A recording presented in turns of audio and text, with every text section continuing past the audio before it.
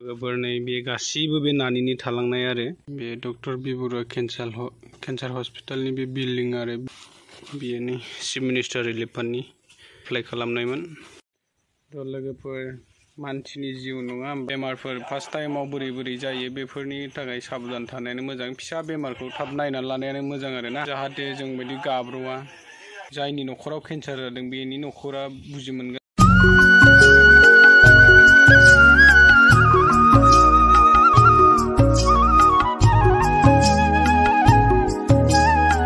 हेल' लोगोफोर खुलुमबाय, नोंथांमोनखौ आंनि गोदान भिडिअ'आव बरायनानै लाग्रोनाय जाबाय। जोङो दिनै नानिनि बे थालांनाय गासैबो फाइलफोर बा बे हस्पिटालनि माबाफोरखौ जोङो चेक खालामनानै नायफिनगोन आरो लेखाफोरखौ, सिगांनि बे लेखा मा लेखा थालांखो, बबे लेखाया दङ, मा डकुमेन्ट्स दङ बेफोरखौ जों नायफिनजोबगोन आरो बिराद बुरजा जाखाबाय बिनि लेखायानो, माखासे हरफाफ्लांबाय जानांगौ, बेनिखायनो जों नायफिननो नागिरदों आरो हरफाफ्लांबाय नामा बेफोरबायदि साननानै जों नागिरफिननो नागिरदों। थ' नायलांबाय थादो, जोङो दा चेक खालामनोसै आरो गोबोरनै बे गासिबो बे नानिनि थालांनाय आरो बेयो बे केन्सार हस्पिटालनि नै बे डक्टर बिबुरा केन्सार हस्पिटालनि बे बिल्डिं आरो बिल्डिं पेपार, बे माबा बुस्थु लानायनिमोन बै एकाउन्ट माबा बानायनायनि 500 थाखा मोननै, बेयो मानिबा ट्रिटमेन्टनि माबा प्लान मोननै। ओमफ्राय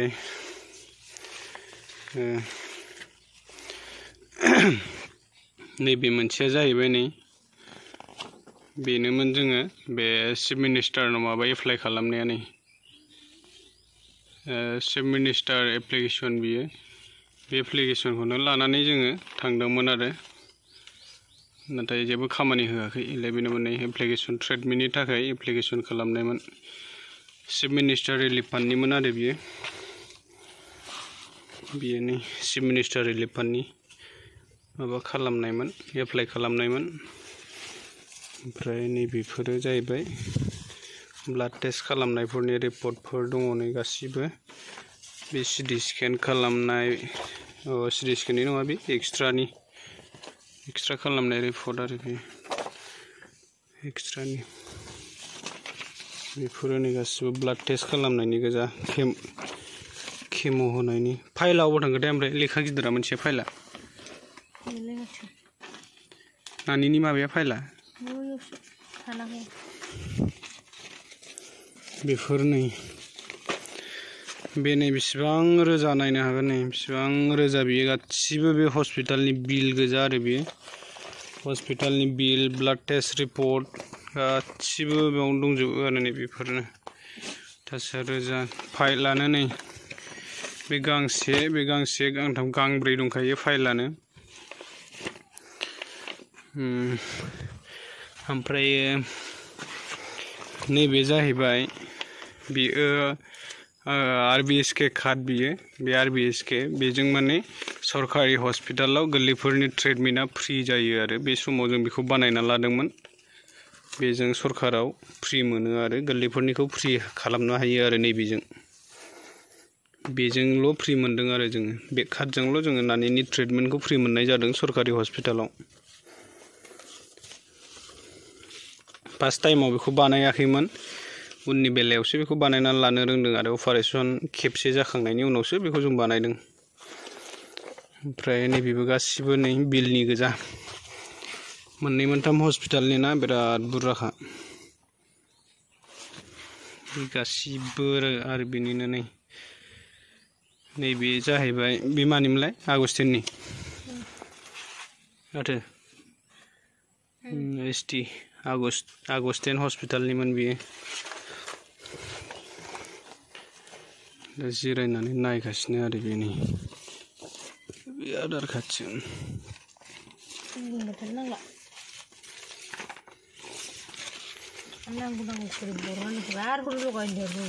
नैबे जाहैबाय नै अपारेसन खालामनानै अपारेसन साक्सेस जानायनि आरो सिगां समनि साक्सेस जानायनि, बेयो नै सिगांनि नङा, नै दाख्लैनिसो माथो बिलायनाया अपारेसनावलाय साक्सेस जादोंमोन आरो नै बाव फरायनो हागोन नोंथांमोनहाबो मा लिरदों। बे लिरनायखौ मोजां फरायबानो जाबाय आरो मा मा लिरामोनबाव अपारेसना जोंना नैबेयाव जादोंमोन नैबेलाय मालानिमोन डेटआ नै डेटखौबो नायबानो जाबाय आरो अपारेसन जानाय खेबसे बेयावमोन बे गासिबो बिनिनो माबा गोजा आरो फाइल गोजा बिराद बुरजाखा बिलखौ देखायोब्लाय बेसे बेसे रोजा देखायलाय बैलाय ओंखायनो बेखौ देखायलाय स्लिप दाननायनि माबाखौ बरनलाय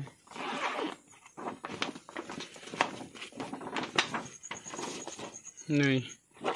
बे मोनसे हस्पिटालनि आरो बे केन्सार हस्पिटालनिल' बियो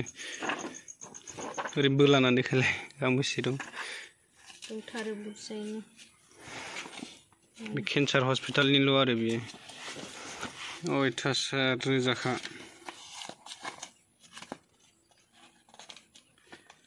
मुलिनि स्लिप गोजा बे गासिबो मुलि बायनायनि स्लिप गोजा आरो बेयो नै बेसेबां रोजा स्लिप बियो दंबावोमोन माखासेखौ गारलाबायजोबदोंसो आरो दोननो रोङाखै माखासेखौ बेखौ जों जेसेबांनाखि दङ बे जों दोननाय ओमफ्राय नैबे एडमिट थानायाव बियो आइडेन्टिटि मोनो आरो नैबेनि जेब्ला एडमिट थायो बिदिखौ मोनो ओमफ्राय बिदि माखासेखौ गारहरबाय ने मेडेल बायदिया बिराद बुरजा दंबावोमोन एडमिटआनो जोङो गैयाबाबो डिस्चार्ज जाला एडमिट जालायानो 10-12 बारसो जानांदों नालाय गंसे हस्पिटालावनो बिनिफ्राय बैयाव थांनायनि बिदि मोनोमोन आरो नैबे डक्टर बि बरुवा केन्सार हस्पिटालनि ओमफ्राय बे माबानिखौ जोङो दोननो रोङाखै ओमफ्राय नैबेयो नै बियो मोनसे माबायाव डनेट मोननायमोन बियो नै डक्टर बि बरुवा केन्सार हस्पिटालाव जोङो फाइनान्स माबा लानायमोन फाइनान्सियेल एसिस्टेन्टनि आरो बियो जोङो बेखौ मानिफ्राय मोनदोंमोन जोङो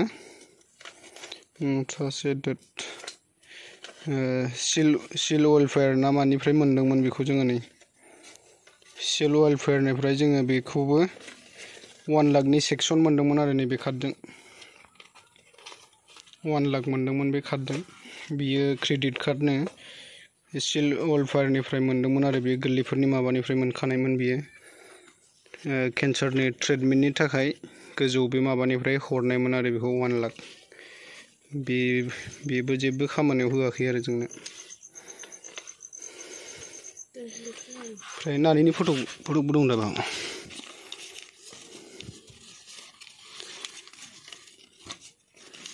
नैबे नानिनि फट'क नै फट'आ थालांबाय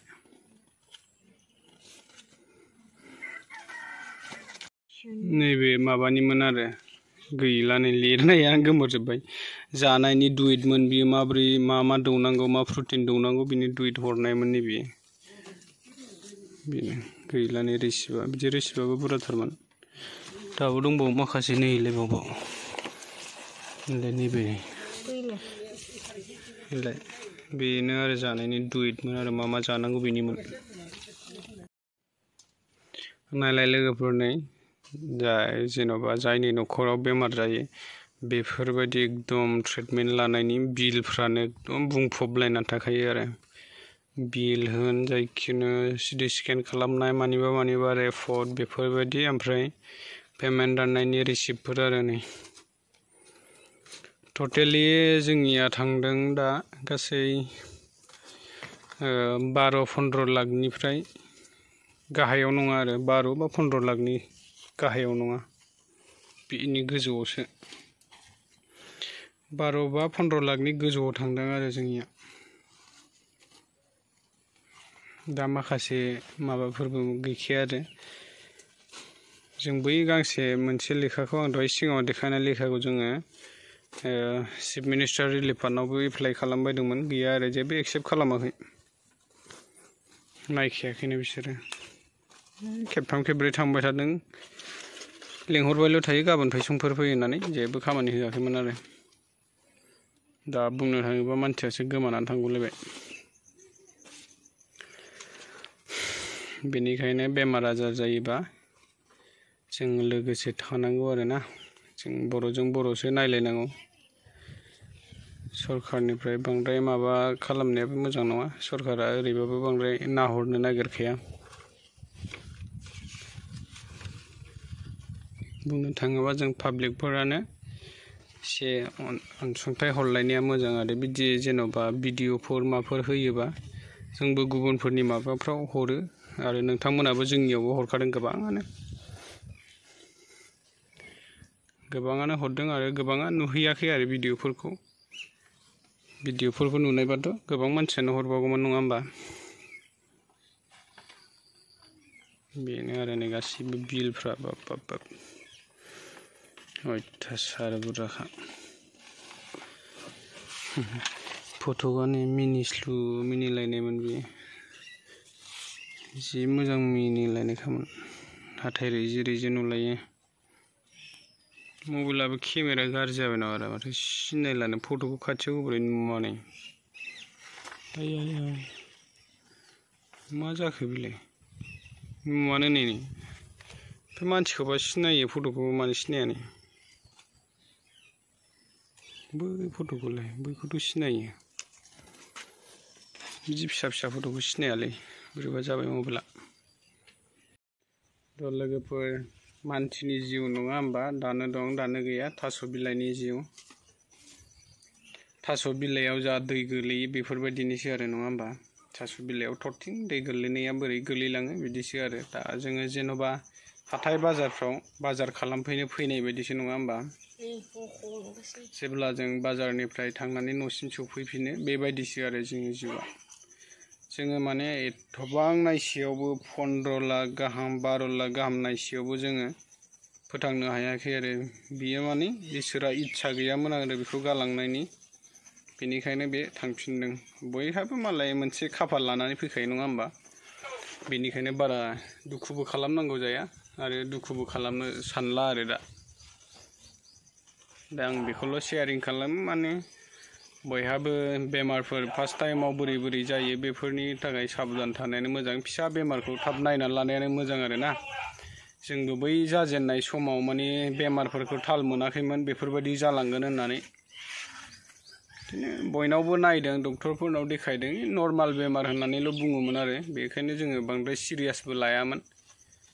बेनिखायनो आं दानि माखासे मानसिफोरखौ बुंहरनो सानो आरो फिसा जाजेननायावनो एसे मोजां डाक्टारजों देखायनानै नायनाया मोजां आरो जाहाथे जों बायदि गाब्र'आ जों गाब्र' जानांदोंना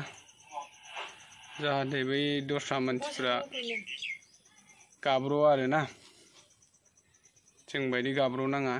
जों बायदि बेबायदि गोरलैफोरखौ खोमानानै लानो गोनां जाया आरो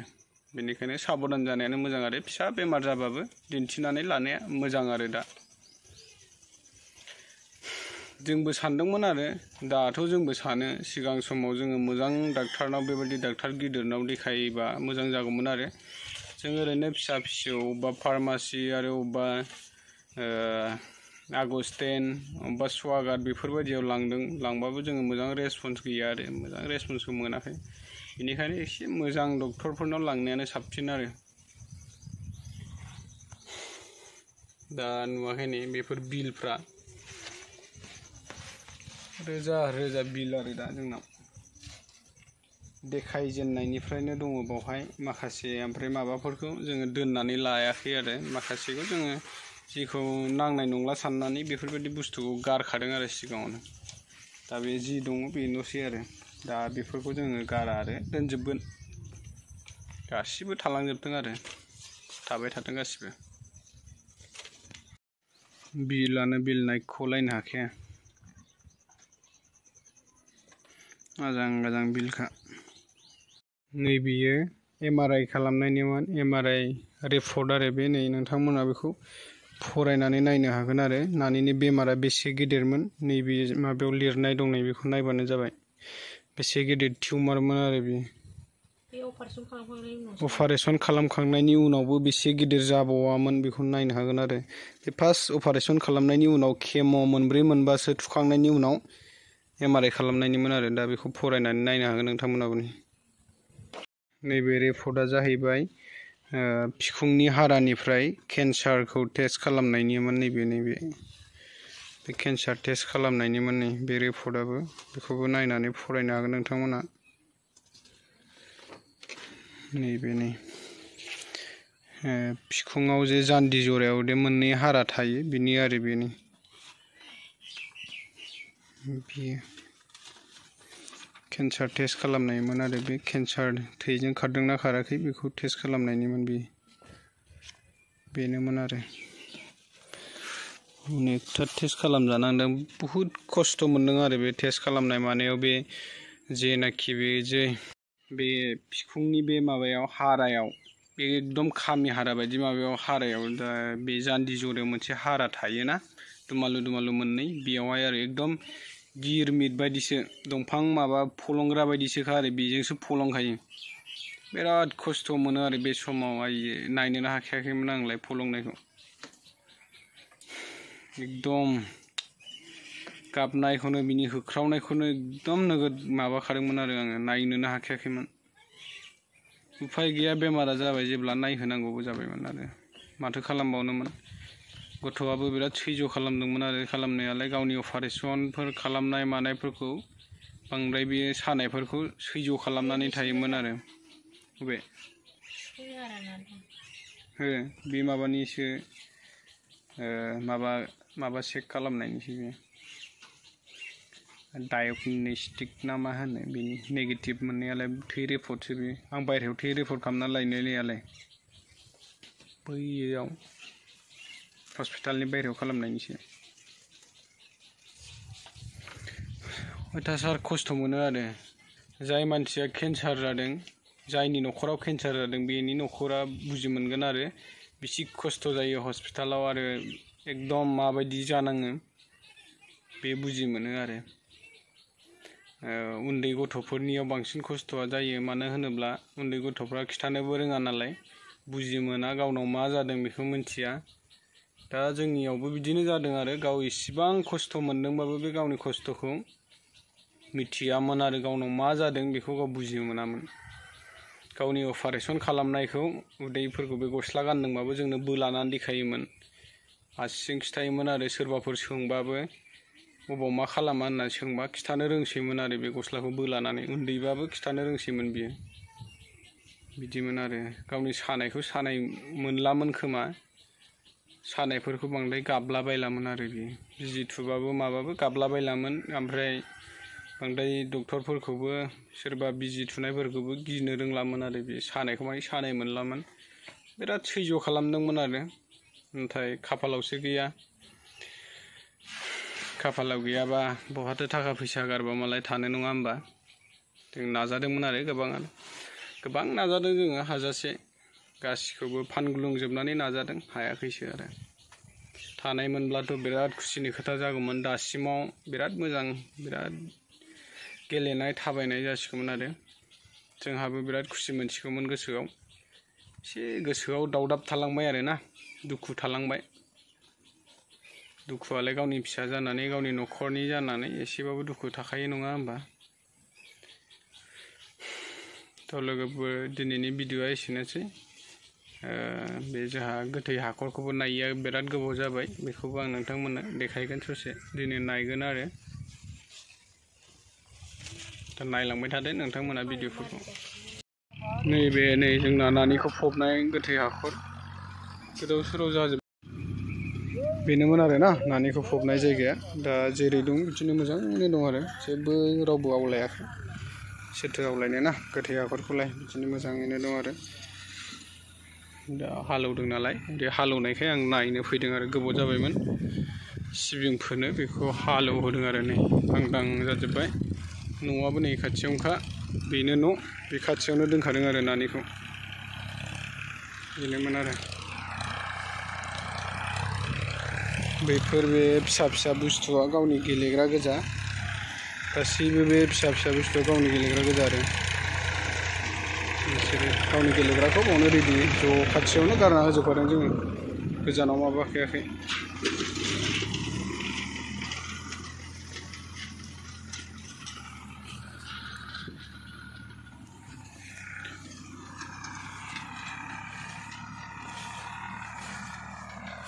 सिबिं फोसिगोन आरो जोंहा